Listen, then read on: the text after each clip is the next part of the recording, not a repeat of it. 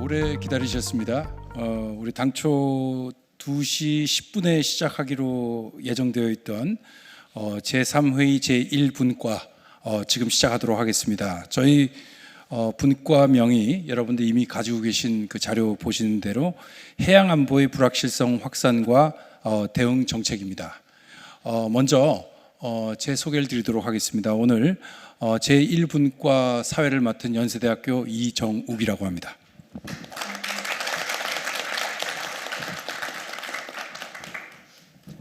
자, 오늘 그래도 시간이 제약이 있지만 우리 오늘 발표 토론 맡아주신 분들 간략히 소개해 드리도록 하겠습니다. 먼저 오늘 발표를 맡아주신 서울대학교의 구민교 교수님 소개해 드리겠습니다.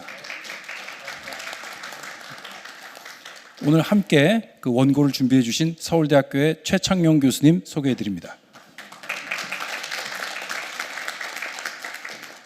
그리고 해양경찰청의 기획조정관으로 지금 활동하고 계신 안성식 국장님 소개해 드립니다. 그리고 전남대학교의 방호삼 교수님 참석하셨습니다. 자, 그리고 오늘 또 토론을 맡아주신 양희철 한국해양과학기술원 박사님을 모셨습니다. 자, 이제 우리 시간 관계상 이제 바로 들어가야 될 것 같고요. 해양안보의 불확실성 확산과 대응 정책이라는 제목의 발표를 우리 구민교 교수님께서 대표로 해주실 예정이고요. 25분 이내로 발표를 진행해 주실 예정입니다. 우리 구민교 교수님의 발표에 주목해 주시기 바랍니다. 네, 안녕하십니까. 방금 소개받은 구민교입니다. 저와 옆에 계신 최창윤 교수님께서 공조한 논문이고요. 제가 그래서 앞에 부분 간단히 발표 드리고 그 다음에 이어서 최창윤 교수님께서 마무리를 해주시겠습니다. 제목이 해양안보의 불확실성 확산과 대응 정책인데요. 이미 저희 시작 전부터 좀 불확실성이 생겼습니다. 앞에 그 개회식에서 좀 늦어지는 바람에 저희가 시간이 한 25분에 30분 정도 줄어드는 이 불확실성에 저희가 발표를 맞춰야 되는 대응 정책이 무엇인지 오늘 제대로 보여드리도록 하겠습니다. 네, 저희 좀 죄송합니다만 좀 넉넉하게 이렇게 좀 말씀을 드리기 위해서 따로 파워포인트를 준비하지 아니하고 그냥 이렇게 요약문 형식으로 준비를 했는데 저 시간 관계상 이걸 띄워놓고 하는 게 좋을 것 같아서 이렇게 하기로 했습니다. 최근 동아시아 해양안보의 그 가장 중요한 화두는 미-중 간의 강대강 대결인 걸 잘 알고 계시고요. 트럼프 대통령이 지난 1월 21일 취임 이후에 예상했던 대로 중국 때리기에 적극 나서고 있습니다. 이 배경에는 뭐 여러 가지 경제 문제도 있습니다만 결국은 안보 문제하고 직결이 되고 있고요. 그 중에서도 대만 해협, 동중국해 가장 큰 화약고로 인식이 되고 있습니다. 이 대만 해협하고 동중국해는 먼 바다 얘기처럼 보이지만 사실은 한반도를 둘러싼 해양 주권 이슈와도 직결되는 상황입니다. 예를 들어 대만 해협이나 또는 동중국해에서 미중 간의 충돌이 발생될 경우에는 중국이 서해와 남해 잠정 조치 수역까지 일방적으로 봉쇄하거나 통항 제한 조치를 취할 가능성이 점쳐지기 때문입니다. 자, 그래서 저는 그 2절, 3절 그 트럼프 2기 행정부의 대중국 외교안보 정책을 평가하는 부분과 제3절 한반도 인근 해역에서의 전개되고 있는 비군사안보 위협 증가 요인을 분석을 하겠고요. 최창윤 교수님께서 4절, 5절, 6절을 이어서 발표를 해주시겠습니다. 자, 2기 트럼프 대중국 외교안보 정책은 크게 세 가지로 요약을 할 수가 있겠습니다. 첫 번째는 관세 부과를 통한 통상 압박. 그 트럼프는 스스로를 테리프맨, 관세맨이라고 지칭하면서 관세를 그 누구보다도 적극적으로 활용을 하고 있는데, 물론 관세를 부과하는 가장 중요한 배경은 미국이 안고 있는 쌍둥이 적자 문제입니다. 재정 적자가 그 어느 때보다도 커지고 있고요. 무역 수지 적자가 그 어느 때보다 커지고 있는 상황이기 때문에 이 문제를 해결하지 않고는 미국 정부가 굴러갈 수 없습니다. 그렇기 때문에 관세 부과를 하고 있는 것이고, 그 중에서도 그 중국이 미국의 대미 무역 흑자 규모가 가장 크기 때문에 중국을 때릴 수밖에 없는 그런 상황입니다. 두 번째는 해외 전진 기지 확보, 그리고 마약 등 비전통 안보 이슈 대응 강화인데 이미 들으셨겠지만 파나마 운하를 되찾아오겠다고 하는 것, 그리고 그린란드를 미국 영으로 하겠다고 하는 것들, 그리고 마약에 대한 전쟁, 마약과의 전쟁을 선포한 것 등이 대표적인데 이게 다 중국하고 관련이 되어 있습니다. 마지막으로 그 트럼프 1기 때 주창을 한 자유롭고 개방된 인도 태평양 전략을 재구성 중이라는 사실을 말씀을 드리겠습니다. 조금 전에 말씀드렸던 것처럼 관세 부과 조치는 중국 길들이기에 가장 중요한 선제적인 조치라고 평가가 됩니다. 중국이 지금 미국이 관세를 때리면 내수로 돌려서 대응 정책을 마련하겠다 등등 하는데 그것도 상당히 불확실한 상황이고요. 결국은 그 미국과 중국이 이 관세 문제를 놓고 어느 정도 타협이 될 수밖에 없는 상황이고, 관세 문제가 타협이 된다면 다른 이슈들도 따라서 그 중간 어딘가에선가 만날 텐데, 만약에 그렇지 않을 경우에는 상당히 좀 더 큰 불확실성으로 우리가 빨려 들어갈 수가 있겠고요.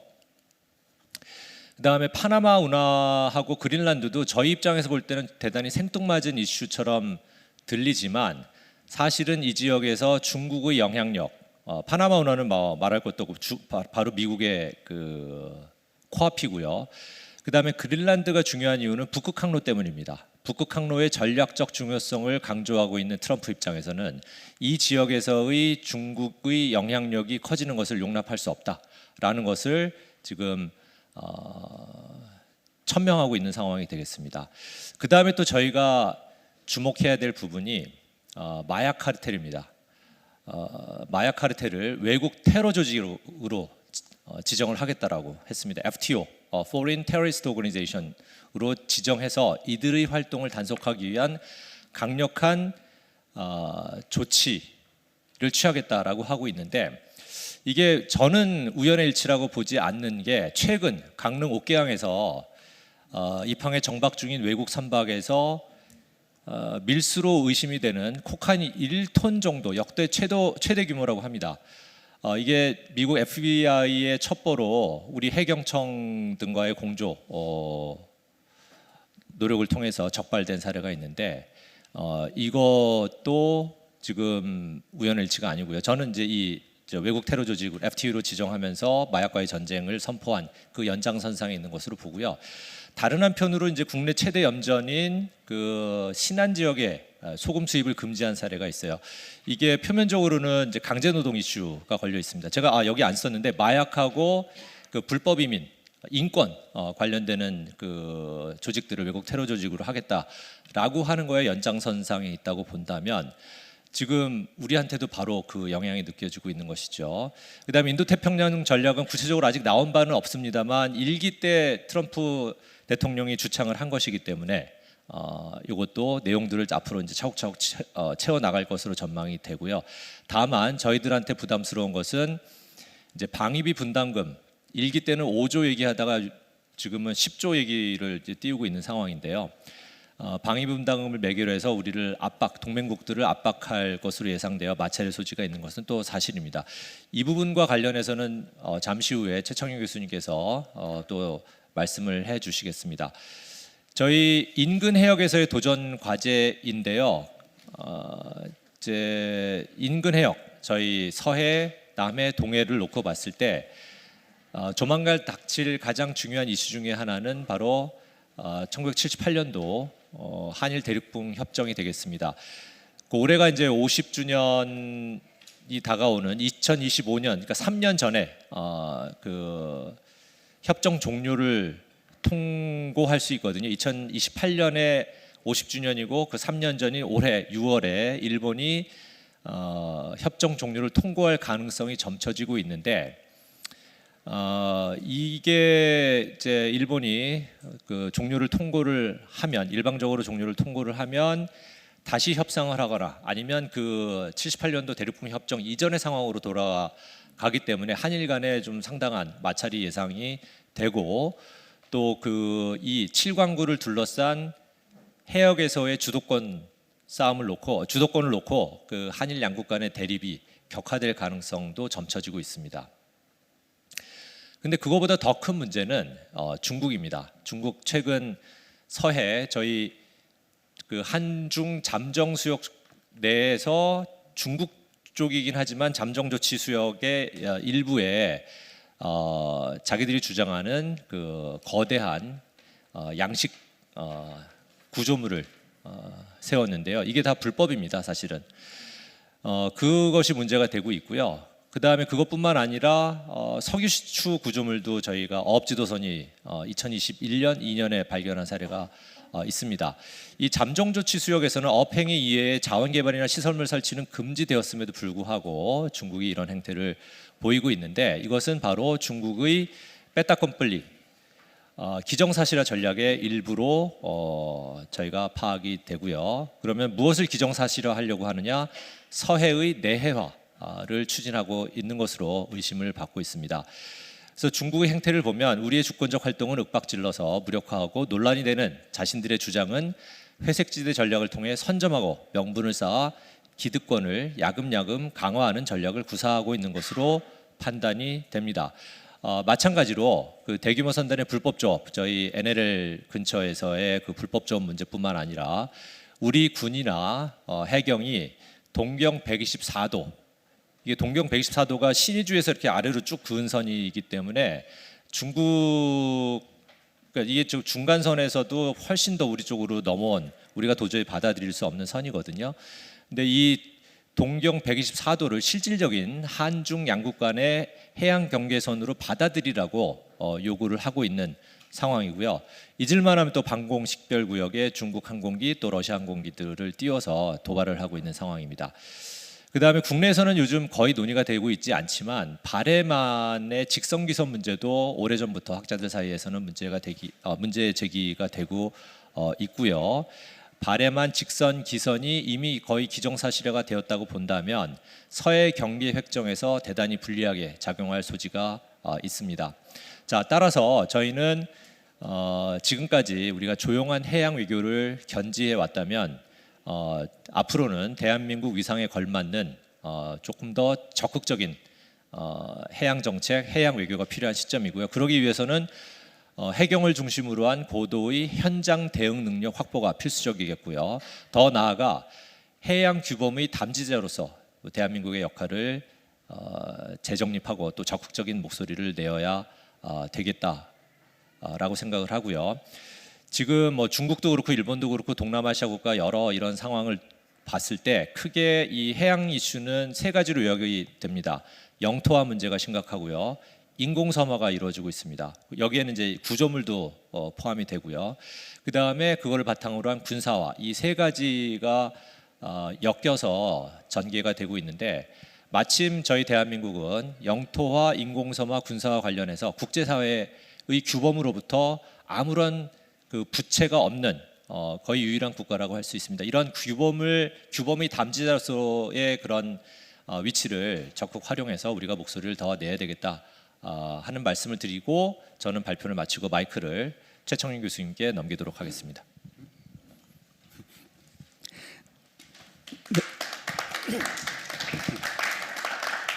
네, 반갑습니다. 주어진 시간이 25분, 30분 내외에서 고민교 교수님께서 발표를 충분히 하시고 남는 시간 있으면 제가 마무리하려는데 정확히 또 반을 주셨네요.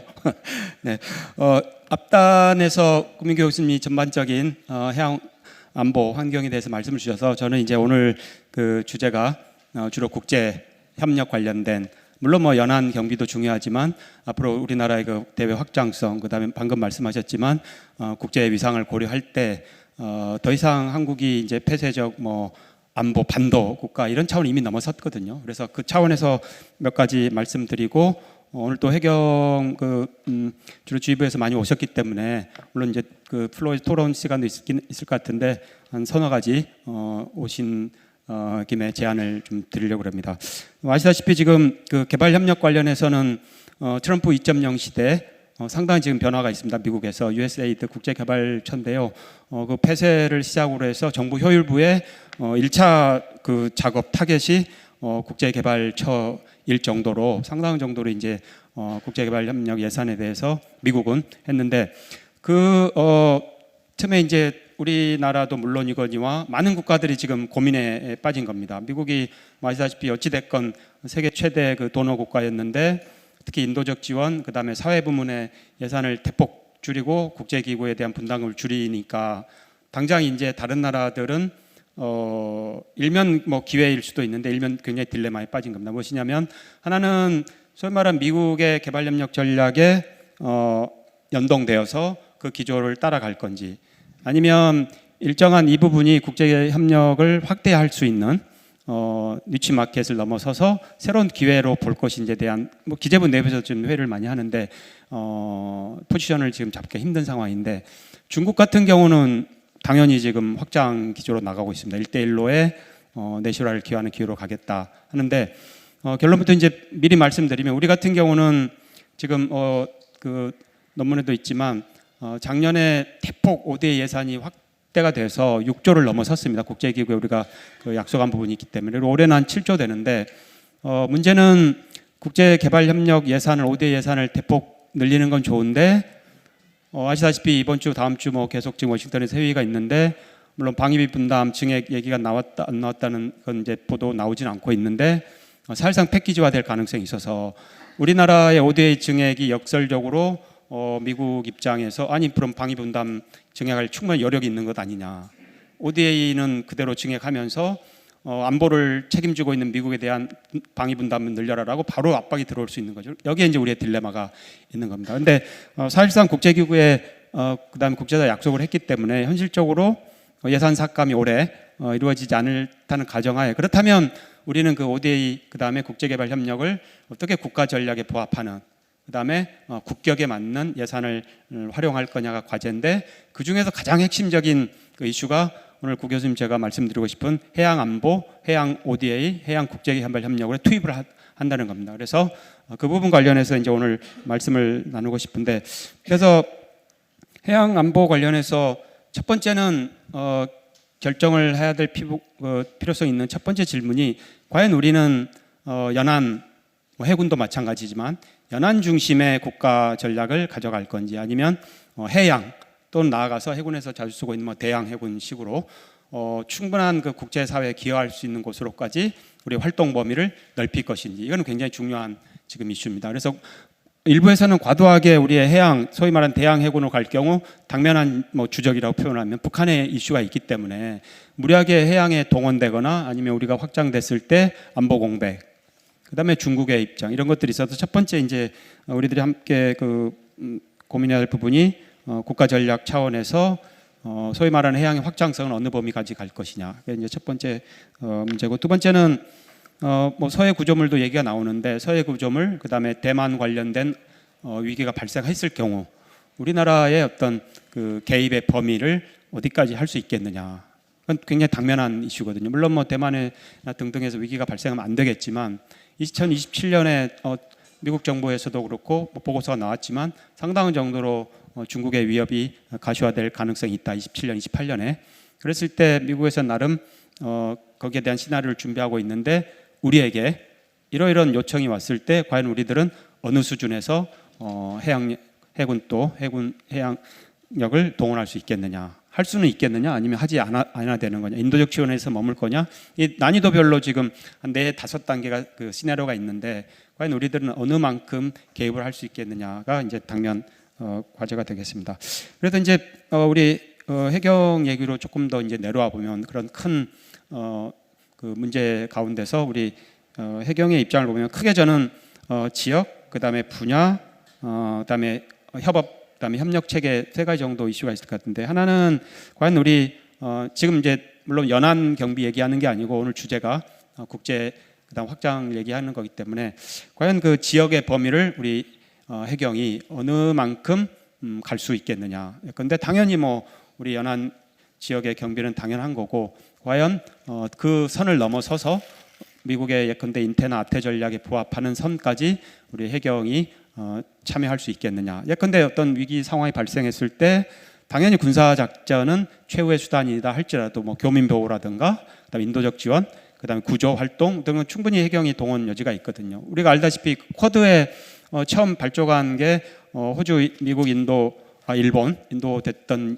이유가 그 자연재 구조로 처음에 쿼드가 사실상 발족을 했고 그게 점차 안보 협력체로 이동을 했거든요. 그래서 우리가 뭐 반드시 군사적 협력을 먼저 염두에 두지 않더라도 해경이 충분히 할 수 있는 어떤 자연 재난 제한에 그다음에 교원 보호 등등 상선에 대한 등등을 통해서 충분히 활동할 여지는 있겠다. 그게 이제 지역의 관점이고 두 번째는 최근에 국제개발협력 관련해서 안보 또는 안전하고 디지털 전환을 연계를 많이 합니다. 그래서 중국도 텐진 뭐 이런 경우는 지금 그 포트에 항구에 거의 자동화 시스템이 됐습니다. 그래서 사람이 컨테이너 관리 같은 거를 거의 뭐 사람이 하지 않고 디지털라이제이션을 해서 통계를 처리한다든가 하고 있거든요. 그래서 안보 관련돼서 연안 관련돼서도 충분히 디지털 기술을 접목할 수 있는 여지가 있는데 그때 해경이 충분히 참여할 수 있는 가능성이 있는데 어느 만큼 할 거냐 이제 우리 발표 끝나고 아마 Q&A 있을 것 같습니다. 그다음에 이제 세 번째 문제는 해군과 협력, 해경 단독으로 할 수 있는 업무와 미션이 있을 테고 해군과 함께 할 수 있는 게 있고 우리 내부에서 또는 나아가서 이제 국제 협력을 할 경우에는 뭐 미국을 포함한 당사자 국가와 어느 레벨에서 어느 만큼의 협력 체제, 협조 체제를 구축할 거냐 이렇게 이제 여러 가지 매트릭스가 이제 구성이 되어야 되는 겁니다. 또 하나 특징은 우리가 이제 아무래도 아태 인태 전략이 있기 때문에 그 차원에서 보면은 상당히 많은 그 도서 국가들이 있지 않습니까? 인도네시아, 베트남, 뭐 말레이시아 모든 게 거의 다 해양 인접 국가들이거든요. 그래서 우리나라의 그 해경의 노하우라든가 인적 자원, 그다음에 우수한 그런 장비 수준을 봤을 때 충분히 그 국제 사업 발굴이 가능하다 하고 현재 그 국가들의 수요가 상당히 있습니다. 그래서 크게 보면은 미국의 아태 인태 전략에 연동된 우리가 기여할 부분이 있고 두 번째는 당사국들이 최근에 ODA 관련된 수요를 굉장히 한국 정부에 요청을 많이 하고 있는데 아마 결론에서 구민 교수님도 얘기하실 텐데 그런 것들을 전체적으로 조망할 수 있고 조정할 수 있는 정책 조정 기제가 지금 부재한 거거든요. 그래서 개별적 사업에 그 확대하는 것도 좋지만 국가 차원에서 거의 7조에 달하고 있는 ODA 예산에 해양 관련된 해경 관련된 활동을 빨리 집어넣어야 된다. 그러려면 이제 예산과 조직이 필요한 거고 어느 수준에서 들어갈 거냐 하는 건 아마 토론 교수님도 말씀하실 것 같습니다. 그래서 일단 간략히 다시 정리하면 국제개발협력 기본법이 이제 개정이 되고 있는데요. 지금 4차 기본계획을 작성을 하고 있는데 그 중에 가장 큰 이슈 중에 하나가 첫 번째 그 중점 협력국 선정입니다. 그래서 그 거의 고유명사처럼 쓰이는데 저는 오늘 이 기회를 해서 우리 해경이 열심히 노력을 해서 소위 말하는 해양 중점 협력국을 만들 필요가 있다. 해양에 특화된. 그래서 일반적인 중점 협력국이 대략 한 25개에서 30개 국가가 매년 선정이 되거든요. 그리고 가면 한번 선정되면 한 4년 갑니다. 그래서 이번에 이 기회를 바탕으로 해서 해경에서 국무조정실이라든가 기재부라든가 또 해양수산부, 해군, 해경 당연히 중심이 돼서 정책 협의체를 만들어서 중점 협력국 내에 우리에게 직접 그 이해관계가 있고 자원보호라든가 공급망 안정적 보급을 위해서는 해양 안전이 뭐 필수지 않습니까? 그래서 저는 제안컨대 해양 중점 협력국을 서브로 만들어서 대략 8에서 10개국 정도는 충분히 가능할 것이다. 첫 번째 제안 드리고 싶고요. 두 번째는 이제 개발협력에서 그 3P를 얘기합니다. 그래서 프로젝트, 프로그램, 패키지를 얘기하는데 프로젝트 레벨은 예컨대 이런 거죠. 그 보건소를 지어준다든가 뭐 그 직업훈련 그런 하나의 이제 건물을 짓는다든가 시설물을 우리가 프로젝트라고 그러고 예컨대 보건, 의료 정책, 그다음 노동 정책, 지역 경제 발전과 함께 묶어서 정책화 들어가면 이걸 프로그램이라고 그러고 그다음에 그런 게 이제 되면 EDCF라든가 ODA 자금이라든가 소위 말하는 파이낸싱 함께 들어가면 이제 패키지가 됩니다. 그래서 우리 해경 차원에서도 단순한 그 일회성 뭐 협력 프로그램, 그다음 공동 훈련, 뭐 그다음에 방문 이런 것도 좋지만 그 하나 이제 다양한 프로젝트거든요. 그 프로젝트 플러스 해당 우리 파트너 국가에서 고려하고 있는 국가안보 전략, 그 다음에 뭐 아시아 태평양 전략들 다 국가들이기 때문에 그런 것들이 있거든요. 그래서 그런 정책들과 우리들이 연계한 쌍방 이익이 충분히 윈윈이 가능한 정책들을 발굴해서 프로그램화 시키고 그런 프로그램화가 되면은 우리나라 뭐 EDCF나 ODA 자금이 지금 상당히 여력이 있는 편입니다. 그래서 그런 자금을 금융 자금을 동원해서 EDCF로 해서 항만 현대화를 통한 그 인접시설 근대화, 현대화 충분히 가능한 거죠. 그래서 한편으로는 상업시설도 쓸 수 있지만 한편은 당연히 군사나 안보시설로 쓸 수 있기 때문에 항구라든가 공항이 좋은 게 다양한 방면을 쓸 수 있다는 거지 않습니까? 그래서 철도보다 훨씬 그 가용 범위가 넓기 때문에 항만 현대화를 통해서 일명 그 국가들은 이거를 군함이라든가 연안 경비정들이 입출이 가능하고 또 MRO를 통해서 정비도 가능한 그런 게 충분히 이제 가능한 거죠. 그래서 지금 뭐 해군 중심으로 우리 민간 현대라든가 한화에서도 적극적으로 추진을 하고 있는 게 바로 MRO 사업이어서 우리 해경이 가지고 있는 그런 노하우, 뭐 선박 수리, 연안 경비정 수리는 대한민국이 지금 뭐 우리 해경 포함해서 세계 최고입니다, 사실. 그런 정도 자부심을 갖고 MRO 진출할 때 항만 건설 현대화 플러스 인력 양성 플러스 그 다음에 안보까지 물론 하나의 패키지로 하는 게 이제 그 다음에 자금은 물론 이디스도 있고 그런 식으로 해서 전략적 접근을 할 필요가 있다. 이 말씀을 드린 이유가 마무리하면 독일 같은 경우는 몽고에 제일 방문했는데 클리닉 헬스 클리닉 보건소만 지어주는 게 아니고 보건소를 지어주고 그 다음에 플러스 의대 교육 그 다음에 간호대학을 함께 만듭니다. 그 다음에 의약품 공급을 6개월 하면 그 이후에는 독일 제약회사 약품을 쓰도록 그래서 공급망까지 이게 패키지로 이제 들어가는 거죠. 미리 한 5년을 염두에 두고. 근데 우리는 그 오지에 보건소 클리닉 지어주는 걸로 코이카 사업이 끝나버리는 거예요. 6개월 지나면 그 의료 장비 들어갔던 것들 아이들이 장난감 놀고 있거나 암시장 가서 다 팔리고 있습니다. 현실적으로 사후 관리가 안 되는 거죠. 독일은 그런 방식으로 하고 있는 걸 봤고, 그다음 프랑스 같은 경우도 우리나라는 이제 산업단지 클러스터를 만들면 그 기업 진출하는 걸 굉장히 지원을 많이 해주고 있거든요. 우리는 딱 그 프로젝트 레벨인데 프랑스는 그 산업단지에 들어가는 공업용수를 장악을 하는 거예요. 그럼 뭐 계속 들어가는 거죠.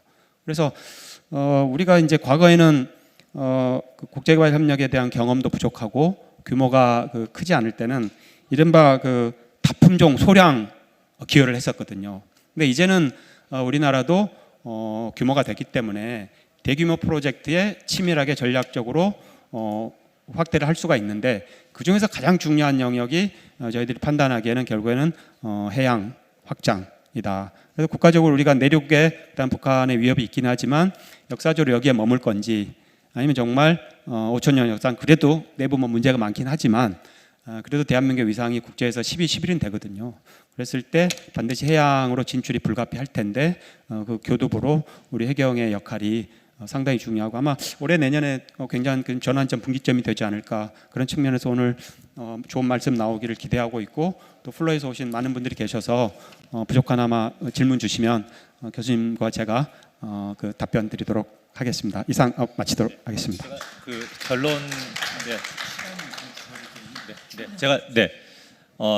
제가 최 교수님 말씀 감사하고요. 제가 이제 결론에 대신해서 그 추가로 좀 한두 말씀만 더 드리도록 하겠습니다. 저희의 결론은 해양 안보가 이슈들이 지금 말씀드린 것처럼 대단히 복잡해지고 있고 지금까지 우리가 해왔던 방식으로는 대응이 불가능하다라는 것이고 그러기 위해서는 우리가 무엇을 준비해야 될 것인가, 누가 무슨 준비를 해야 될 것인가인데요. 오늘 이제 아무래도 해경청에서 그 지원을 해주신 세션이기 때문에 저희가 또 해경 역할이 중요하다라는 말씀을 당연히 드릴 수밖에 없겠고요. 그 해양안보 정책의 고도화를 위해서 해경의 역할이 중요한데 그러면 숙제가 무엇이냐? 이제 크게 그 조직적으로는 그 NSC 부분을 말씀을 좀 드릴 수밖에 없습니다. 지금까지 해경은 해상 관제, 구조, 군안 방제 업무에 집중을 해왔습니다. 그게 중요하지 않다는 얘기가 아니고요. 여전히 해경의 가장 코어, 핵심적인 업무인 것은 맞습니다. 하지만 지금까지 말씀드린 이런 그 복잡 다기해지는 지정학적인 해양 안보의 상황을 고려했을 때 한 걸음 더 나가야 된다. 그러기 위해서는 수사, 정보 이 역량 강화가 필수적이고요. 그러기 위해서는 해군뿐만 아니라 정부의 다른 기관들과의 유기적인 협조가 필요한데 그러기 위해서는 국가안전보장회의 NSC에 해경이 참여를 해야 됩니다.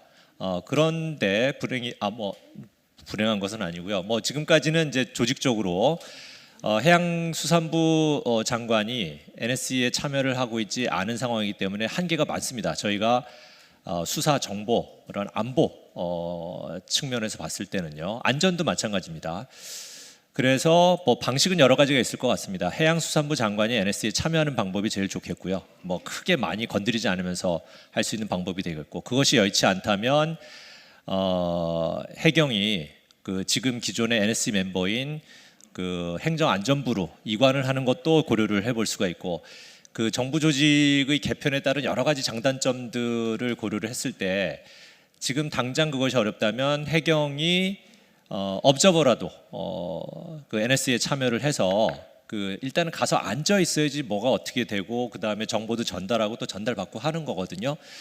그런 것이 필요하다는 점 말씀을 드리고요. 그 다음에 이제 최근 국내에서 이제 간첩법 논란이 되고 있습니다. 그 적이 어디냐? 북한을 우리가 이제 주적으로 그 정의하고 있는 상황에서 북한만을 적으로 놓고 보면은 굉장히 한계가 많이 있습니다. 뭐 최근 그런 거 많이 들어보셨잖아요. 오산 공군 비행장에 중국 고등학생이 와서 그 망원 렌즈가 달린, 그냥 카메라로 찍은, 핸드폰 카메라로 찍은 게 아니에요. 망원 렌즈가 달린 그런 엄청난 그거를 장비를 들고 와서 사진을 찍어도 우리는 지금 간첩죄에 적용을 받지 못하고 뭐 군사기지법이나 뭐 이런 거에 적용을 받는다고 하거든요. 그래서 지금 이제 해양 관련해서는 통합방위법 등도 우리가 고려를 해볼 수가 있는데, 이게 이제 그 적이 북한으로만 정의되어 있기 때문에 적의 침투라는 것을 우리가 외부의 침투로 확대를 한다면 해경과 해군 또 다른 정부 정보기관 등과의 유기전 협조가 훨씬 더 원활해지지 않겠느냐라는 점, 그리고 마찬가지로 지금 그 국제화도 ODA 부분도 심지어는 이제 안보 안전하고 관련이 되는 그런 상황이기 때문에 이런 그 제도적인 문제를 푼다면 해경이 관련해서 훨씬 더 많은 일을, 중요한 일을 하실 수 있을 거라고 생각을 합니다. 감사합니다. 네, 대단히 감사합니다. 자, 우리 구민규 교수님 그리고 최창현 교수님 두 분께서 해양 안보의 불확실성 확산과 대응 정책이라는 제목의 지금 발표를 해주셨습니다. 우리 전체적으로 보면 이 제목 보시면 해양 정보의 그 해양 안보의 불확실성 확산 이 한 축이 되겠고, 그리고 대응 정책이 또 다른 축이 되겠는데, 그 전반부와 관련해서 우리 구민규 교수님께서 아주 명료하게 설명을 해주신 것 같습니다. 먼저 2기 트럼프 행정부의 그 대중국 외교안보 정책에 대해서 간명하게 잘 설명을 해주셨고요. 그러면서 한반도 인근 우리 그 해양에서의 도전 과제 어떠한 것들이 있는지를 안내를 해주셨습니다. 자, 이러한 어떤 맥락 속에서 그러면 이제 우리가 어떠한 대응 정책을 가져가야 할 것인가와 관련해서 우리 최창용 교수님께서 그 해경과 해군의 그 협업 이 부분과 해양 ODA 적극적인 추진 이 두 가지를 강조해 주셨습니다. 자, 그러면서 대응 정책의 또 한 축으로서 결론으로 우리 구민규 교수님께서 제시를 해주신 것이 그 해양 안보 정책 고도화와 관련해서 우리 그 NSC 그리고 통합 방위법 개정 등등에 관한 이슈를 제기해 주셨습니다. 자, 그러면서 전반적으로 아까 이제 굉장히 중요한 표현을 해주셨는데요. 조용한 해양 외교에서 벗어날 시점이 됐다. 그래서 탈조용한 해양 외교 이 방향성을 제시를 해주셨고요. 그 속에서의 해경의 보다 적극적인 포지셔닝과 역할 모색이 중요하다라는 그러한 메시지로 이 발제문 잘 전달이 된 것 같습니다. 자, 그러면 이 내용을 바탕으로 우리 세 분을 모시고 토론을 듣도록 하겠는데요. 10분 이내로 각 토론자들께서는 오늘 발표문에 대한 말씀 공유해 주시면 감사하겠습니다. 먼저 우리 전남대학교의 방호삼 교수님께서 10분 이내로 토론해 주시겠습니다.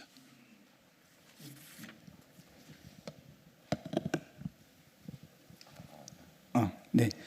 예, 안녕하십니까. 전남대학교에 근무하고 있는 방호삼이라고 합니다. 먼저 우리 이정욱 교수님, 우리 자장님 감사드리고요. 순서는 원래 기획조정관님이 먼저 이렇게 하시는 걸로 되어 있는데요. 그리고 이제 구민규 교수님, 그리고 최창용 교수님, 제가 이제 이 발표문을 한 세 번, 네 번 정도 읽었습니다. 이제 그만큼 정말 이렇게 의미가 크고 또 시성도 매우 이렇게 높은 이렇게 논문 발표를 듣고서 이 세션에 참여하는 그 자체가 저한테는 참 정말 깊이 감사드린다는 말씀을 꼭 드리고 싶었습니다. 그리고 그 내용에 있어서 깊이 공감하고요. 그래서 몇 가지 또 이제 간략히 말씀드리고자 하는데, 우리 또 옆에 계신 또 우리 기획조정관님과 우리 양희철 박사님 토론 또 함께 할 수 있어서 너무 또 이제 감사드린다는 말씀드리고요. 그 먼저 이렇게 이제 우리 한반도 주변 바다를 보면 사실상 편안했던 적이 있었나 할 정도로 참 이렇게 지정학적으로 이 어려운 상황에 있지 않겠나 이런 생각을, 과거 역사를 돌아보면 이렇게 이제 뭐 신라 장보고 그 시절 때 아마 바다의 어떤 융성기라고 제가 이제 감히 말씀드릴 수 있는 건 모르겠는데, 어쨌든 간에 이제 그 이후에는 이제 바다를 좀 경시해 왔지 않겠나 이런 생각이 들면서요. 그래서 지금 이제 이 즈음에서는 뭐 여기 앉아 계신 우리 해양 경찰 우리 이제 고위직 여러분들 다 아시겠지만 세계 정세가 지금 뭐 이제 국제 정치학적으로 요동치고 있고, 그리고 이제 또 해양 위협, 그러니까 과거에 해양 위협이랬다면 지금 또 새로운 신해양 위협의 시대가 아닌가. 그 가운데는 이제 북한하고, 그러니까 북한은 이제 상수가 됐겠지만 북한에 대해서 이제 또 아까 구 교수님 말씀하셨다시피 그러니까 비적성 국가, 이런 또 강대국들의 어떤 도발, 그런 또 지정학적 이 안보 불안 요소가 이제 가중되고 있는 아마 그런 시점 같습니다. 그래서 아마도 화두는 자강일 거라고 생각하고요. 이제 그래서 이걸 이제 바다로 볼 것 같으면 이제 한국 해경, 그다음에 이제 해군, 크게는 그 해양 역량을 어떻게 하면 강화할 수 있겠는가, 그런 방안으로 지금 연결이 이렇게 될 것 같습니다. 그래서 역사적으로 보면 이제 뭐 살라미스 해전이라든지 이제 페르시아에 맞서가지고 그 아테네 도시 국가들이 승리를 했고요. 그 해전에서요. 그 다음에 깔레 해전, 엘리자베스 1세 시대에 프란시스 드레이코라는 그 사람이 좀 활약을 했던 것 같고, 그 다음에 트라팔가르 해전, 그리고 우리 이순신 장군의 한산도 대첩도 있지 않습니까? 그래서 이제 그건 세계 4대 해전이라고 하던데요. 그래서 이제 이 해전의 승리 이후로 국력이, 그러니까 전화위복이 돼가지고 오히려 국력이 이제 신장되는 그런 또 이제 경우를 역사를 통해서 볼 수가 있을 것 같고요. 그래서 물론 이제 과거에 이제 그런 이제 어떤 전쟁 상황과 지금의 어떤 상황은 이제 고지고대로 비교는 불가하겠지만, 어쨌든 해양 안보를 왜 굳건히 해야 하는지 그 역사로부터 좀 배울 수 있지 않겠는가, 이렇게 사료가 됩니다. 그래서 제가 이제 두 가지 정도 말씀드리고요. 자, 그래서 첫 번째로는 우리 발표문 제가 가지고 있는 거는 이제 3쪽 같은데, 하여튼 세 번째 쪽에 이 마약 단속 부분에 대해서 이제 말씀하고 계세요. 그래서 이제 마약 단속이 이제 미국 이렇게 이제 중요한 일이지만 이제 남의 일이 아닌 것 같습니다. 마약 단속도. 그래서 아까 이제 구 교수님 말씀하셨다시피 이제 해양을 통한 마약 유입은 매우 어렵습니다, 사실은. 그래서 이제 동해청, 그러니까 우리 동해해경에 이제 마약 선박을 단속한 사례를 이제 구 교수님 말씀하셨는데 쾌거를 거두었습니다, 사실. 그래서 제가 지금 말씀드린 이유가 이 아주 큼지막한 커다란 선박에 그 마약을 이렇게 감쪽같이 숨겨서 들어오면 이거를 이제 첩보가 아니면 사실 단속이 쉽지 않을 것 같습니다. 예, 그래서 제가 이제 드리고 싶은 얘기는 해경의 조직이라든지 인력, 기술, 그리고 무엇보다도 정보 역량, 그러니까 첩보, 정보 역량이 왜 앞으로 강화되어야 하는지 알 수 있는 대목이라고 생각하고요. 그 다음에 이제 지금 또 대한민국에서 지금 굉장히 이제 이슈화가 되고 있는 것 중에 하나가 이제 서해 잠정조치소역의 중국 철골 구조물 건인데요. 이건 법리적인 부분에서도 이제 사실은 유엔 해양법 협약 제 74조 3항에 보면 이게 이제 경계미액종 수역 자제 의무라는 법리가 있습니다. 이제 그것뿐만 아니라 사실은 한중 어업협정이기 때문에 사실은 어업에도 양식업, 자기들이 이제 중국이 말하는 양식업이라고 하는 것은 어업에 그러니까 그래서 회색 전략을 쓴다는 이유가 우리 수산업법에 보면은 이제 수산어촌 기본법에도 나와 있고요.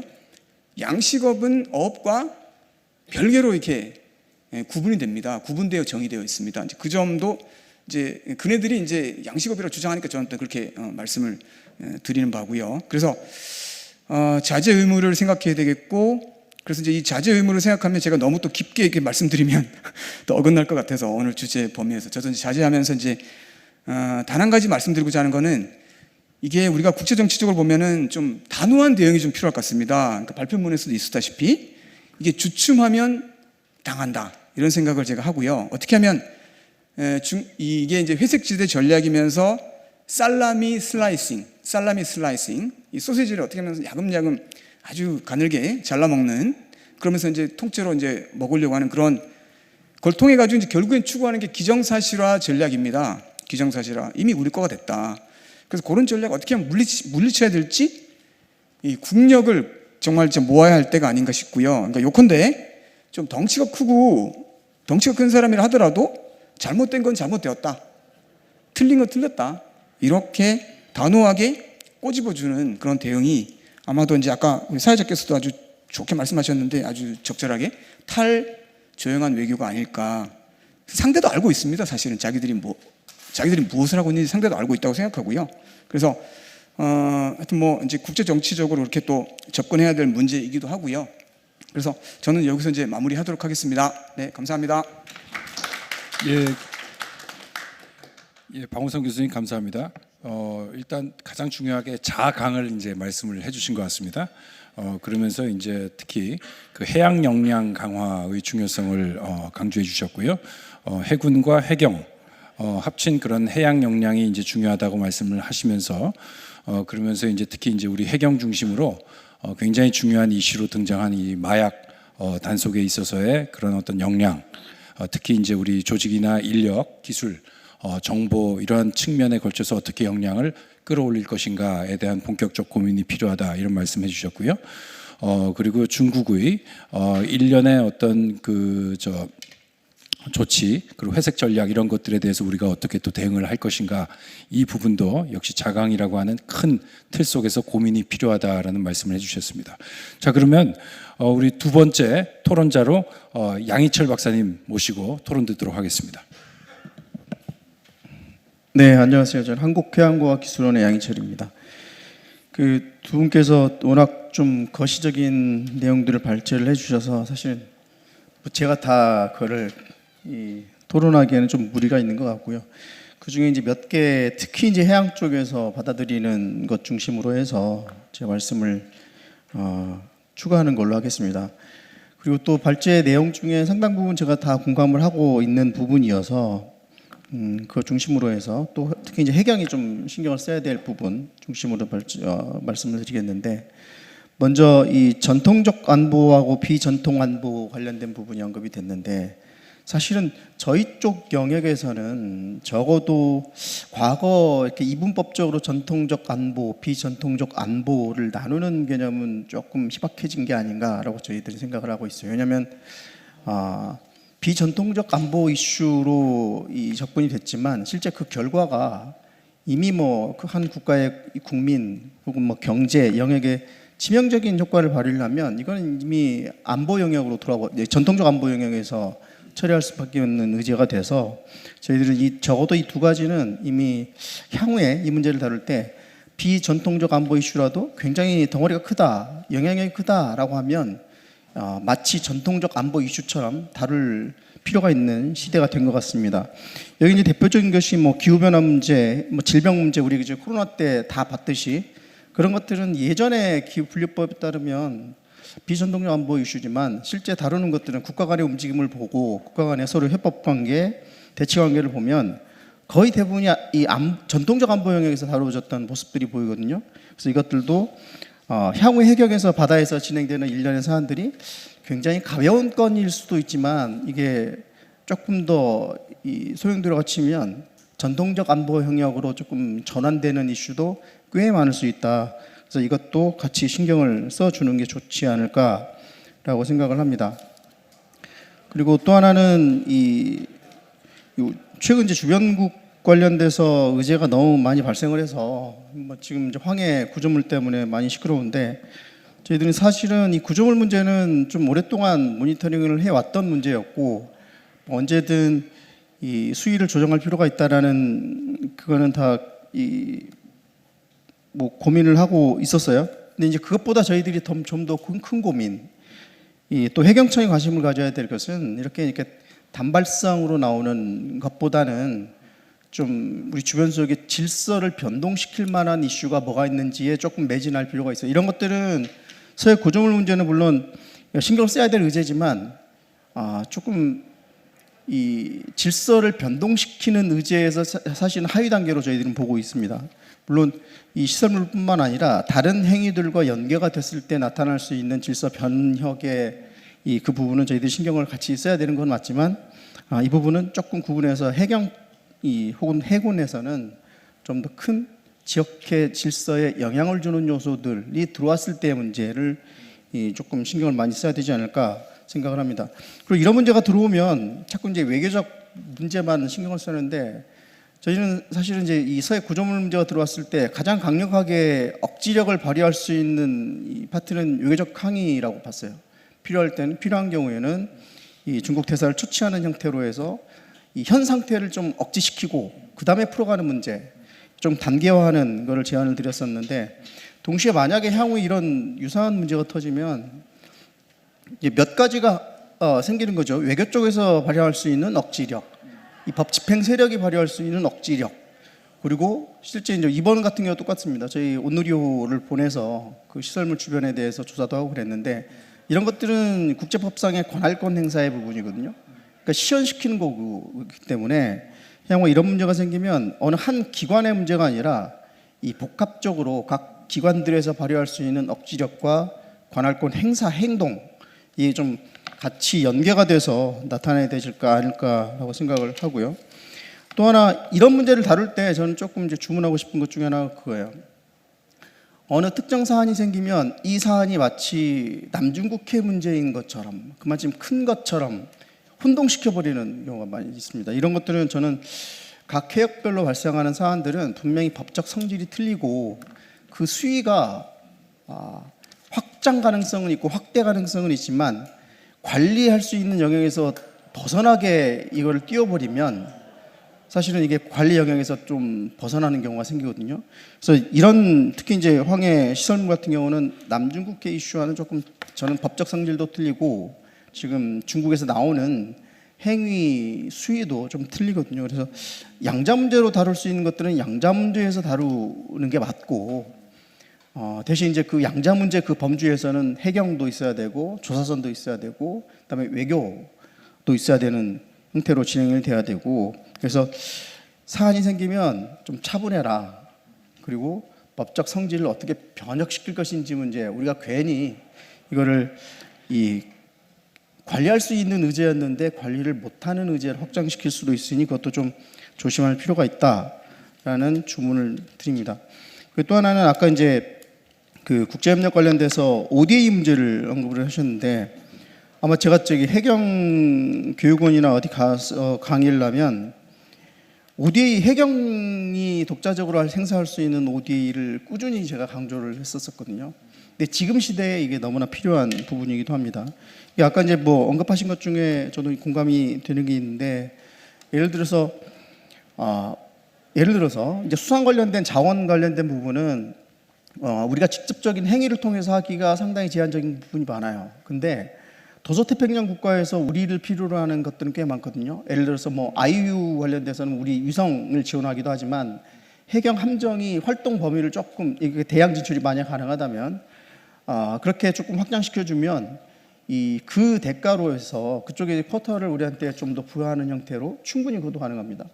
그리고 이 동남아시아 쪽에서는 저희도 이제 인도네시아 쪽에 센터를 두고 있기 때문에 저희가 이제 가장 고민하는 것 중에 하나가 그거거든요. 일방적인 해상 통로가 통제가 됐을 경우 막혔을 때 대체 항로를 어디서 살 것인지 문제인데 대체 항로는 사실 그 정보를 확보하기가 너무 힘들어요. 뭐 미국이나 일본 같은 경우는 거의 대부분 갖고 있는 해도지만 그걸 공유할 수 있는 그건 아니고 우리는 이제 독자적인 이 망을 구축을 해야 되는데 가장 유력한 것 중에 하나가 해경이 이미 해경청은 이제 동남아 쪽하고 그렇게 훈련 공동훈련 같은 걸 진행을 하고 있기 때문에 그걸 좀 교육 그다음에 이 훈련 이게 좀 복합적으로 작동을 시켜 놓으면 이 다른 나라에 대해서 풀어주지 않는 이 군도 수역 내해 그러니까 내수 영역까지 진입을 해서 할 수 있는 여건이 돼 있거든요. 그래서 이런 부분들도 조금 생각을 폭을 좀 넓게 가졌으면 하는 바람입니다. 그러니까 이것과 동시에 저는 좀 필요하면 이제 해상 교통로의 핵심 이 거점 쪽은 전부 다 한 번씩 이 순찰의 개념보다는 이제 항행을 하는 개념으로 해서 접근하는 것도 좋지 않을까라고 생각을 합니다. 그리고 또 하나 이제 해양 이제 거버넌스 관련된 부분인데 아까 두 분께서 다 거버넌스 문제를 언급을 하신 것 같은데 저는 이게 좀 물론 가장 좋은 거는 이 해양 관련된 의사결정하는 그 체계 해경이 직접 참여하는 것이 가장 중요한 것 같아요. 정보를 보고 의견을 적극적으로 하고 그러니까 이게 중국이나 일본은 이미 그런 의사결정 체계가 잡혀 있거든요. 그래서 예산이라든가 의사결정하는데 굉장히 빨라요. 근데 한국 같은 경우는 너무나 느리고 의사결정 하나 받기가 또 뭘 하나 추진하기가 너무 어렵습니다. 그래서 이거를 타파할 수 있는 이 가장 좋은 거는 뭐 NSC 그쪽에서 좀 참여를 해서 역할을 하는 것이 가장 중요한 것 같고 저는 이제 만약에 이게 안 되면 차선책으로 MDA 관련돼서 이제 이 서로의 운영 체계가 아직 잡혀 있지는 않는데 MDA 체계를 다시 한번 끌어당겨서 해경이 거기서 이제 간사 역할을 하든 그래서 조금 유관 부처라든가 뭐 NSC라든가 뭐 끌어당기는 형태도 저는 바람직한 접근법이라고 봐요. 그리고 또 하나 이 환경 변화의 문제인데 저는 이제 해경의 역량은 분명히 이제 저는 이미 준 군사영역 혹은 일부는 군사영역까지 한반도 주변 수역에서는 적어도 갖고 있어야 된다고 봅니다. 그렇지 않으면 이미 뭐 성격 자체가 이 해군의 역할이라는 것이 사실은 실전 말고는 지금은 굉장히 유보적으로 움직일 수밖에 없는 환경이기 때문에 그 실전 전 단계까지는 해양경찰청의 역할이 확장될 수밖에 없는 지금 우리 주변 환경이에요. 그래서 그런 주변 환경을 첫 번째로 고려를 해야 되는 게 하나가 있고 다만 우리가 같이 고민해야 되는 게 우리가 공통적으로 직면하고 있는 게 있잖아요. 뭐 인구 절벽, 인구는 계속 줄어들어요. 그래서 지금 이제 해경청의 인력도 계속 상승 구조지만 언제까지 상승하진 않아요. 이게 줄어들 수밖에 없는 시기가 닥치고 있고 또 하나는 이제 무인화, 무인기 문제, AI 문제 이게 다 같이 동원이 된다면 어느 적정 수위에서 인력 관리를 해야 되는 수위가 올 겁니다. 그럼 그 단계에서 해경청이 어떤 전문화된 인력을 확보할 것인가의 문제 고민해야 되고요. 지금 갖고 있는 장비를 어떻게 무인 체계로 전환시킬까 고민해야 되고 이 전환된 무인기가 있고 장비가 있으면 그러니까 지금까지는 보면 장비가 우선인데 장비, 무인기를 도입할 때 항상 인력을 같이 생각을 좀 하세요. 이게 같이 묶이지 않으면 장비 못 쓰고 무인기 못 써요. 저희들이 항상 느끼는 거지만 그래서 그거는 분명히 있어야 되는 것 같고 그리고 또 하나는 지금 보시면 한반도에 들어오는 그 위협 상황들이 거의 대부분이 좀 멀리에서 시작이 되잖아요. 멀리 한반도 주변에서 시연되는 건 별로 없습니다. 그러니까 예를 들어서 최근 이 동해 쪽에 아직까지는 이제 가시화되지는 않았지만 동해 쪽에 이 중국 쪽 블라디보스톡을 통해서 동해를 진출해서 상해로 관통하는 상선 물류망이 굉장히 많아질 거예요. 앞으로는 이게 2년 전에 푸틴하고 이 시진핑이 만나서 합의한 것 중에 하나입니다. 아직까지는 그렇게 규모화가 되지는 않았는데 앞으로는 전 더 커질 거라고 보고 지금 우리가 마주하고 있는 황해 문제 근데 이게 동해까지 확장될 가능성이 크기 때문에 제발 주변 수역 보지 말고 정보, 국제 이 두 가지 영역에서는 적어도 좀 큰 그림에서 보셔야 될 것 같아요. 그리고 물리적으로 보이는 것 말고 이런 첩보 정보라든가 휴미트도 좋고 뭐 해외 공간에 다 진출해가지고 하는 것도 좋고 좀 확장성을 갖고 있고 그리고 또 인력 구조도 좀 대폭 확장시킬 필요가 있지 않나라고 생각을 합니다. 네, 시간 거의 됐기 때문에 끝내도록 하겠습니다. 예, 감사합니다. 예, 우리 양희철 박사님 토론 박수 부탁드리겠습니다. 예, 예. 네, 이제 조금 그 관점 변화를 좀 촉구하시는 그런 말씀을 많이 해주신 것 같습니다. 그래서 우리가 전통적, 비전통적 안보 얘기를 했을 때 그 양자 간 경계가 상당히 모호해지고 있고 그런 상황 속에서 그 비전통적 안보의 중요성을 우리가 고려한다면 이 부분에 대한 더 많은 우리 그 조직 차원의 역량을 좀 투입할 필요가 있다라고 하는 것들. 그리고 이제 우리가 황해상의 그 구조물 시설물 이런 것들을 지나치게 남중국해 문제와 연동시켜서 이야기함으로써 관리가 불가능한 이슈로 가는 것이 과연 옳은 것인가? 이것을 우리가 관리 가능한 이슈로 만들기 위해서는 어떠한 관점의 전환이 필요한가 등에 대해서 말씀을 해주셨고요. 그리고 이제 ODA를 추진함에 있어서 보다 좀 전략적 앵글을 잘 우리가 좀 발굴을 해야겠다는 부분. 그리고 이제 해양 거버넌스에 있어서 우리가 그 해경이 NSC의 어떤 형태로든지 관여할 수 있는 그 구조를 모색하는 과정 속에서 기왕에 추진하고 있는 MDA를 훨씬 더 전략적으로 잘 활용할 필요가 있지 않느냐 하는 등의 여러 가지 우리 관점 변화를 촉구하는 그런 형태의 토론을 해주셨습니다. 자, 그럼 마지막으로 우리 그 안성식 기획조정관님을 모시고 토론 듣도록 하겠습니다. 네, 감사합니다. 네, 안녕하십니까. 저 해양경찰청 기획조정관입니다. 안성식입니다. 저는 오늘 사전 양해 감사 말씀부터 드리고 또 제 입장도 말씀드리고 싶은 게 먼저 오늘 저는 엄연한 토론자 또 한 명으로 왔습니다만은 또 해경 또 현직 관계자로서 그래서 해양경찰 입장도 얘기해야 되고 그런 주의입니다. 그래서 먼저 대대적인 이 관련 분야, 이 국제해양법 또 국제정치학 등에서 모두 석학들이신데 이분들과 함께 나란히 같은 줄에 앉아서 이렇게 토론자 자격으로 하게 된 굉장히 개인적으로 영광으로 생각합니다. 먼저 오늘 이 자리를 마련해 주시는 한국 정책과 함께 관계자분들이 많이 계신 걸 알고 있거든요. 감사드리고요. 무엇보다 오늘 이번 세션에 또 기획해 주시고 참여해 주신 그리고 다시 한번 말씀드린다 이종욱 교수님, 또 구민교 최창룡 교수님, 방호삼 교수님 양해주셔서 거듭 감사드립니다. 특히 몇몇 분들은 저기 또 해외에서 또 지방에서 금요일 상당히 바쁜 중에 귀한 시간 내서 오신 걸 알고 있습니다. 거듭 해경 관계자로서 감사드린다는 말씀 드리고 시작하겠습니다. 오늘 결론부터 말씀드리고 제가 좀 준비한 몇 마디 말씀드리고 싶은데요. 오늘 주신 발표 두 분 또 토론 두 분 이렇게 말씀해 주신 거는 한마디 한 주제 하나하나가 굉장히 중요하기 때문에 저희가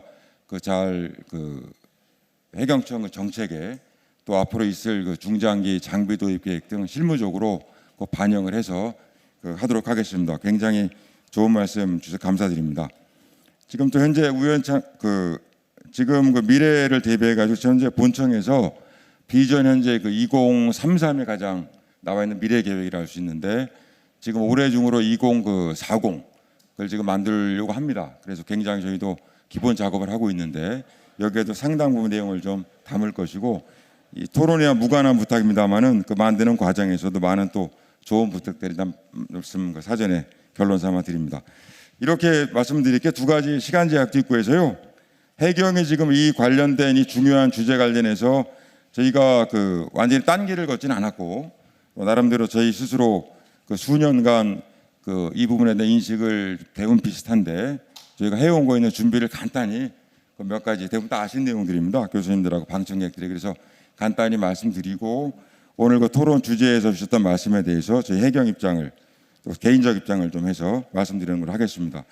그간에 저 해양경찰은 요즘에 좀 특히 좀 많이 쓰고 있는 용어입니다만은 저희 법적 지위랄까 이런 것들을 무슨 정보조직법상의 외청 이런 개념의 법적 지위가 아니고 좀 크게 봐서 소위 바다의 헌장, 바다의 헌법이라고 하는 유엔 해양법 협약이 있는데 그걸 소개하는 것이 아니고요. 이거의 평시 법 집행기관이 바로 해양경찰이다 이런 거를 저희가 설정을 하고 있습니다. 실제로 그렇습니다. 중국도 그렇고 일본도 그렇게 내세우고 그래서 굉장히 해양 관련 평시에는 이 안보뿐이 아니라 환경 모든 분야에 대해서 해양경찰의 막중한 책임감을 갖고 주도적으로 해왔고 또 앞으로 더욱더 좀 나서려고 하는 그런 입장입니다.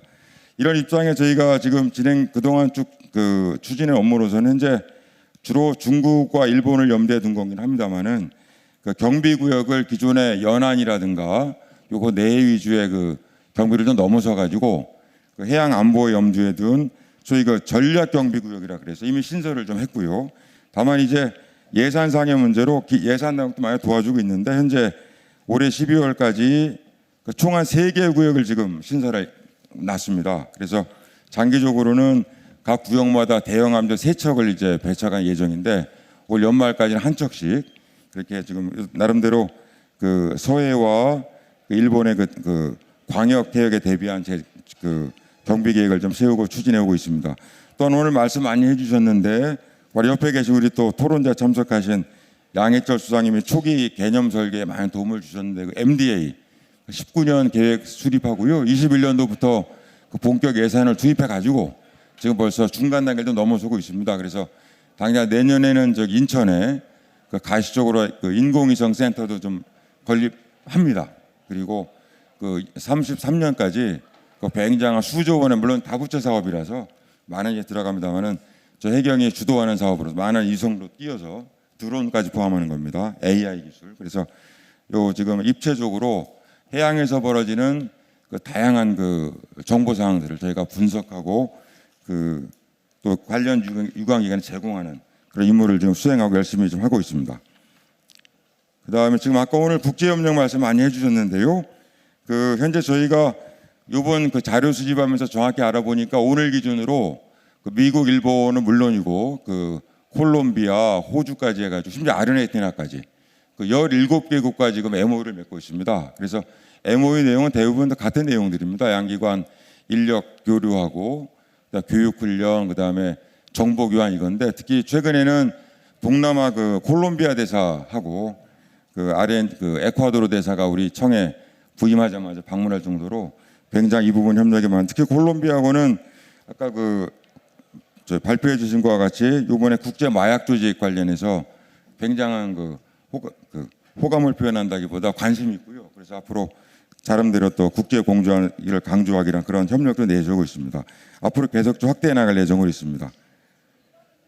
그다음에 하나 이건 부탁 말씀입니다. 요거 해경 그 국장이 해경 스스로 얘기하기 정당 쑥스러운 내용인데 이거는 조직 이기주의나 해경 늘리는 걸 떠나서 지금 해양 경찰 앞으로 전력 확대를 그간에 국가적으로 특히 그 예산 당국에서 많이 지원해 줬습니다만은 지금 중국과 일본의 집중적인 투자를 이거 넘어서는 정말 그 전 국가 역량을 바다에 쏟는다 할 정도의 해양 투자에 비해서는 조금 약합니다. 그래서 아직도 예산 그 편성 원칙이 인크레멘탈리즘이라는 게 영어로 좀 써 그런데 그 점중주의식으로 전환된 몇 프로 여기에 이제 해양 경찰도 똑같이 적용을 받다 보니까 저희 마음은 급한데 지금 중국은 당장 10년 전만 해도 우리랑 대형 함정 특수가 교수님들 저에게 인사이트를 주셨는데 거의 비슷한 수준인데 지금은 우리보다 10배가 많고 일본의 우리 실무계장들은 중국 같은 경우는 12,000톤급이 지금 이미 건조를 해가지고 남중국에 투입 작전 중이고 또 더 나아가서 일본 같은 경우는 3만 톤급 해경 함정을 이제 건조 중입니다. 계획이 아니고 그래서 우리가 지금 5,000톤이 두 척이 있는데 지금 7,500톤 정도 지금 저희가 계획 세우고 있습니다만은 저희는 10,000톤 이상 정도 이제 아무래도 좀 국가적으로 이거는 단순히 지금 같은 예산 편성 방식이나 이거 가지고는 좀 어렵고 차기에 이제 곧 새 정부가 들어설 예정입니다만은 어느 정부 성격에 상관없이 이거 반드시 좀 국가적으로 제가 해경의 조직을 늘리는 개념이 아니고 이 주변국에 대항해서 꼭 10,000톤 이상의 함정은 필요한 말씀드립니다. 이 정도 간단히 말씀드리고요. 아까 답변 주신 내용 좀 아주 그냥 격하게 공감하는 게 몇 개 있어서 한두 가지 말씀만 드리고 마무리하겠습니다. 먼저 아까 우리 구민규 교수님하고 최 교수님 공통적으로 이제 같이 함께 말씀 주신 말씀 중에 해군 해경 협력 중요한 지금 통합법 방위법이라든 관련 규정들이 군과 이 치안이 아무래도 그렇게 조금 구분됐다기보다는 그렇게 영역을 좀 나누는 데 있는데 당장 저희가 내세운 MDA부터 해군의 모든 정보를 주는 걸 전제로 좀 하고 있기 때문에 앞으로 여러 가지 이제 군이 평시 업무에 참여하는 그건 좀 검토할 부분이 있습니다만은 기본 취지는 것 같기 때문에 어떤 협력을 좀 강화해 나가고요. ODA 문제도 ODA 예산이 이게 좀 부끄럽습니다. 아직까지 외교부하고 해수부는 많은데 해경이 많지는 않은데 조금씩 늘려오는 추세라 지금 저희가 이제 커패시티 빌딩이라 그래서 동남아 대상 많이 하고 있는데 좀 계속 강화해 나가겠습니다. 마지막으로 이 말씀을 꼭 드리려고 좀 시간을 제가 2분 남겨뒀는데요. NSC 관련해서 정말 이번에 탁견을 주셔가지고 자기의 정부에는 꼭 저희가 참여해야겠다 싶은 게 저 개인적인 경험도 그렇고 또 많은 분들이 이걸 경험을 했는데 실은 NSC에서 다뤄지는 뭐 특정하게 말씀 안 드리니까 보안에 어긋나지 않습니다만은 많은 주제 중에 하나가 그 NSC에서 시큐리티 당연히 안보기 때문에 그 안보는 당연히 우리 육상 안보보다는 해양 안보가 많아서 바다에서 벌어진 일들이 주요 의제가 올 때가 많습니다. 그래서 꼬박꼬박 다행히 그 이슈가 터졌을 때는 해경을 빠짐없이 불러주신다면은 발표 내용에도 대다수를 우리 해경청장이 발표를 하고 또 우리 해경 의견을 듣고 이런 상황입니다. 그래서 이제 국방부 해군은 이제 국방부를 통해서 간접적 의견을 전하는데 저희가 재난안전 관련해서는 행안부가 이제 중대본입니다만은 요 해양 안보 관련해서는 마땅히 또 없습니다. 그렇게 해수부의 해양 영토과가 그런 걸 기능한다기보다도 어렵고 그래서 이거를 아까 말씀 주신 대로 행안부를 그 정부조직 개편을 통해 가지고 간접적 것도 뭐 저기 그 굉장히 좋은 말씀 생각을 하고요. 그 저희가 지금 해경 현재 국장 입장에서는 정부조직 얘기하기 뭐한데 어떤 형태든 해양경찰청이 가장 외청단이긴 합니다만은 주요 들어가면 제일 좋고 그렇지 않더라도 우리의 뜻을 좀 잘 전할 수 있는 그 부분에서는 상당히 감사드리고 저희도 노력할 테니 교수님께서도 이 취지를 좀 반영 주기 바랍니다. 네, 이상 마치겠습니다. 예. 예, 큰 박수 부탁드립니다. 예. 우리 기획조정관님께서 우리 해경의 입장에서 중요한 말씀들을 해주셨습니다. 일단 오늘 있었던 발표하고 토론에서 나왔던 여러 가지 이야기들을 정책에 적극 반영하시겠다는 그런 의지를 표명하셨고요. 그리고 마침 이제 우리가 비전 2040이라고 하는 것을 이제 시작하는 이 시점에서 많은 인사이트를 얻으실 수 있을 걸로 기대하신다는 말씀도 해주셨습니다. 그러면서도 우리 해경이 그동안 오늘 나왔던 이슈들과 관련해서 멈춰 있었던 것이 아니라 1년에 굉장히 중요한 준비들을 해왔다는 말씀도 정확하게 전달을 해주셨고요. 그래서 법적 지위라든지 그리고 경비구역에 관련된 이야기 그리고 오랜 기간 심혈을 기울여온 MDA 추진 그 부분 그리고 국제협력 이런 부분도 함께 우리가 얼마나 준비가 되어 있는가 관련해서 말씀을 해주셨습니다. 아울러 이제 그 해경의 이제 중요성이 높아짐에도 불구하고 우리 예산이라고 하는 것은 그 중요성의 증가와 비례하지 아니한 그런 어떤 상황에 대해서 안타까움도 이제 피력을 하시면서 좀 파격적인 그런 어떤 우리 사고의 전환이 필요하다는 말씀도 해주셨는데요. 이런 부분과 관련을 해서 사실은 우리가 예산이라고 하는 것이 그냥 지원되는 것이 아니라 오늘 우리가 논의하는 여러 가지 사항들에 대해서 우리 정치 환경이 이거에 대해서 충분한 정당성을 부여하고 지지를 표명할 때에만 그것이 가능한 구조가 형성이 될 걸로 생각이 됩니다. 그래서 그런 차원으로 봤을 때 오늘 국장님 토론을 비롯해서 두 분 우리 토론자들 말씀 그리고 발표 내용 매우 의미가 있지 않았나 이렇게 생각이 듭니다. 자, 오늘 세 분의 토론에 대해서 우리 두 분 발표자들께서 간단하게 대응하실 수 있는 시간 드리도록 하겠습니다. 네, 오늘 저희들의 짧은 발표 또 좋은 토론 말씀 감사합니다. 시간 제약이 있어서 한 1분 정도 활용하겠습니다.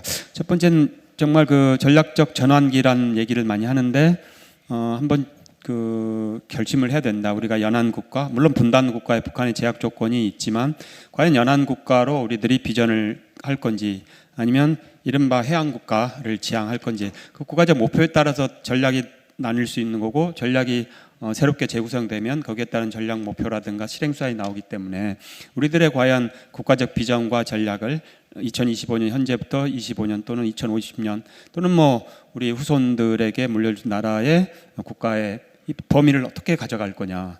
지금은 한 번쯤은 결정할 수 있는 국가적 그 위상과 여력이 있다 생각을 합니다. 그래서 그런 면에서 뭐 오늘 이 자리에 오신 분들 저희 발표자는 당연히 그렇고 당연히 지향해야 될 국가는 연안 국가를 넘어서는 해양 국가, 그러니까 물리적인 해양 국가를 의미하는 게 아니고 소프트 파워 포함한 그래서 내외가 강력한 국가를 이제는 한번 꿈꿀 수 있지 않겠느냐. 그랬을 때 결국에 중요한 게 안보가 담보가 돼야 되는 것이고 그랬을 때 어떤 경제 사회가 가는 거기 때문에 그런 면에서 뭐 오늘 그 관계자분들이나 해경에 계셔서가 아니고 진실로 저희들은 이제 그런 부분들에 대한 확신을 가질 때가 됐지 않았나 생각을 합니다. 그에 따라서 이제 추후에 적절한 기회에 관련된 전략, 그다음에 전략 목표, 그다음 국가 비전을 다시 한번 생각해보는 기회가 됐으면 좋겠습니다. 네. 네, 감사합니다. 제가 저 학교에서도 학생들한테 이제 우리 의사결정론에 대해서 이야기하면서 그런 얘기를 많이 합니다. 방만한 자, 거만한 자 이야기를 하는데요. 방만한 자는 방향만 맞는 자고요. 거만한 자는 거리만 맞는 자입니다. 저희는 방향하고 거리가 다 맞아야지 진정한 프로가 되는데요. 오늘 논문의 초점은 사실은 뭐 거리보다는 방향에 관한 것이었고요. 그런 의미에서 그 세 분 토론자분들 말씀을 듣다 보니까 제가 이 방향에 대해서 논문을 우리 최 교수님과 같이 작성을 하면서 심증은 있었습니다만 확실한 물증이 없었는데 오늘 물증까지 갖게 되었습니다. 이 방향성을 크게 3S로 요약을 해보면 이미 해경청이 하고 계시는 건데요. 당연히 안전입니다. Safety. 첫 번째 S고요. 뭐 해경이 가장 잘 해오셨고 앞으로 또 가장 잘 하실 분야입니다. 여기에 하나 더 한다면 양철 박사님께서도 말씀을 해주셨습니다만 이제는 전통, 비전통, 안보 이런 개념조차 이제 그 무의미하고 다 안보로 통틀어지는 상황에서 더 나아간다면 안전과 안보가 이제 하나로 묶이는, 그래서 시큐리티에도 저희가 해경의 역할 그리고 우리 해양 정책의 방향성이 맞춰져야 된다는 거고요. 마지막으로 저희가 그 발표문에는 있습니다만 발표 때는 제대로 말씀드릴 시간이 없었습니다만 서스테이너빌리티 세 번째 S가 되겠습니다. 이 해양 환경을 보호하기 위한 해경의 역할이 그 어느 때보다도 중요하고요. 여기에는 이제 불법 조업 IUU도 포함이 되고 그 SDG 그 골 14번째 골이 Life Below Water입니다. 이 해양 아래서의 생명체들, 거기 어족 자원도 있고요. 여러 가지 생명체들. 이 보호를 위해서 우리가 해경의 역할이 중요하고 그 방향성을 견지를 해야 되겠다. 종합을 하면 3S, Safety, Security, Sustainability. 이 방향성에 대해서 저희가 확인을 하는 자리, 의미 있는 자리였다고 생각이 되고 이제 얼마만큼의 속도를 낼 것이냐, 얼마만큼의 조직과 예산을 가지고 얼마만큼의 일을 할 것인가는 앞으로 저희가 이 자리에 모이신 분들하고 같이 머리를 맞대면서 논의를 해 나가도록 하겠습니다. 감사합니다. 예, 감사합니다. 예. 저 방금 이제 우리 두 분 발표자들께서 이제 결론 말씀해 주셨는데요. 진짜 시간이 지금 제약이 돼 있어서 우리 플로어에서 질문 뭐 하나 내지는 한 2개 정도 받는 걸로 그렇게 하겠습니다. 제가 보니까 다음 세션 이동을 다들 고려하고 계시는 것 같은데요. 자, 아무튼 그럼 제가 좀 이제 마무리 말씀드리도록 하겠습니다. 방금 우리 구민교 교수님께서 뭐 3S, 새로운 3S를 말씀해 주셨는데 우리가 알고 있는 그 3S가 아니라 그야말로 Safety, Security 그리고 Sustainability 세 가지가 공히 우리 해경의 역할과 관련해서 굉장히 중요한 의미를 갖고 있다는 것 다들 잘 아시고 있을 거고요.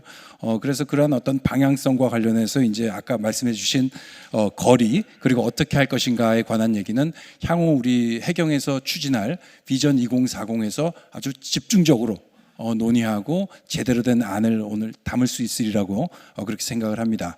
자, 오늘 발표 제목을 다시 한번 좀 보셨으면 좋겠어요. 해양 안보의 불확실성 확산과 대응 정책인데요.